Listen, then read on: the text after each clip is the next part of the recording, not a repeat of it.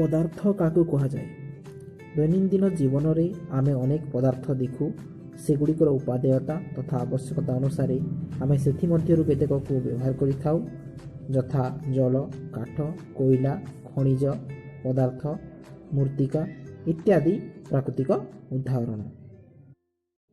पदार्थ को दुई भाग में विभक्त करा जाइछि, गोटे प्राकृतिक पदार्थ द्वितीयटी मनुष्यकृत पदार्थ। प्राकृतिक पदार्थ काहाकु कुहाଯାଏ? ଯେଉଁ पदार्थ गुड़िक प्रकृति आपे आपे तैयारी होइथाए ताहाकु प्राकृतिक पदार्थ कुहाଯାଏ। उदाहरण काठ जल कोयला खनिज पदार्थ मूर्तिका।